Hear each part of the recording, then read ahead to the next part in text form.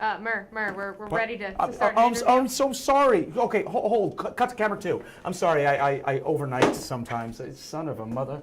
I overnight running the station here at ABC 21 and Fort Wayne's NBC. So sorry about that. Oh, no problem, no problem. Yes, you wanted to talk about something. Yeah, we wanted to talk about that book that's right there next to This one? you. Yeah. Oh, this one. I happen to have a copy with me. This is my thriller Awakened. It's very scary. It's one heck of a book. We hit #1 on the international bestseller list. Yeah, cut to camera 7. Camera 7. Incompetent. I'm sorry. The place will crash without me.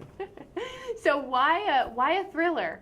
I wrote the book 14 years ago, long before Impractical Jokers. That's the crazy thing, but the guys and I from Jokers were regular guys. We didn't know somebody on TV, we didn't have any contacts. So when I wrote the book, I spent a year writing it. At the end of the year, I sent it out to every publisher in New York, being nobody, and they returned it to me unopened. No one would even open the envelope to read it. It's camera 3! Camera 3! Sorry about that, my apologies. Tony's at it again. So 14 years later, I sent the same book into publishers, and HarperCollins bought the trilogy. So this is book #1. Book #2, The Brink, comes out next June, and book #3, June 2020. All right.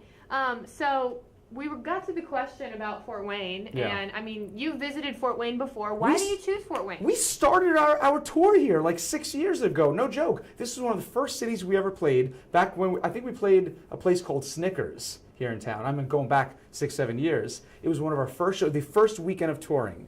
And now 6 years later, we're playing the Coliseum here in town. And way more well-known, obviously, 6 years later. It means we're doing our job right. So you like to come back to Fort Wayne just because it was where you got your almost fresh start? It is. It's like nostalgia coming back to where it all began. So we're really excited for the show tonight. When the guys heard that you were gonna publish this book, what did they think? You know, the problem is this: with Jokers, we know everything about each other. So anything, if you pick up a new hobby, they torture you over it. I can't cross my legs without them saying, "Is it what? That's how you're crossing your legs now?" That's it. Such is the nature of our friendship. So here's the thing: when I wrote the book 14 years ago, oh my God, cut! I don't know, just they'll handle it. They're very, most people are very good here at the station, but except for Tony. I have to make a note about that. So when I wrote the book, Q is the only one who read it, and he loved it. I'm not sure Joe and Sal know how to read.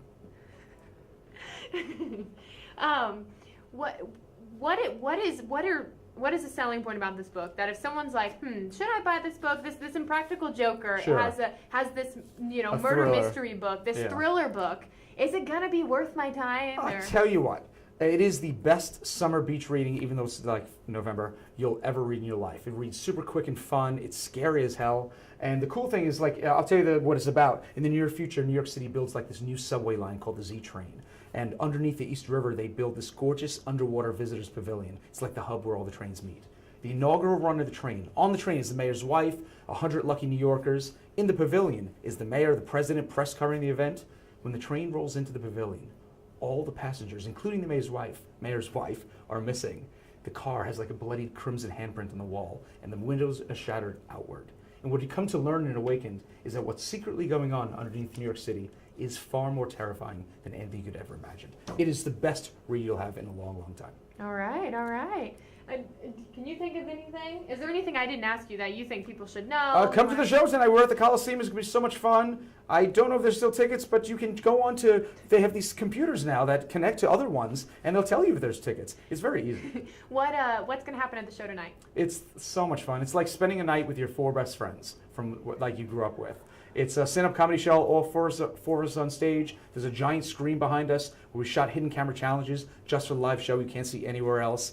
And we rip into each other a little bit. I get my revenge a little bit on them. It's so much fun. To all of those people who might not know what Impractical Jokers are, so, I mean, some people in our newsroom were like, the what show? And really? Like, you've never seen Impractical Jokers? What would you tell them Tony, about right? Impractical That's Jokers? Tony? Tony didn't know Impractical Jokers? That's Tony. Son of a...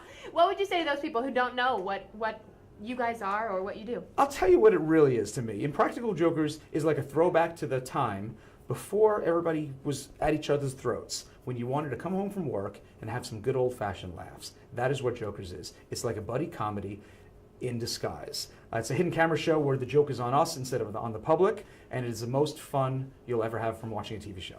I have to agree. Anything else you want to say or add? No, I got to get back to work if that's cool with you guys. Yeah, we'll see you tonight at the Coliseum. Thanks for buying Awakened. Go to awakenednovel.com to pick it up. And yeah, go to the weather. Cut to weather. Okay, Brad, you're on weather. Brad? Okay, yeah, okay. Yeah, go to the blue screen, the green screen. Okay, yeah. Yeah. Hey, Tony? No. Yeah. Oh, that's not a phone, is it?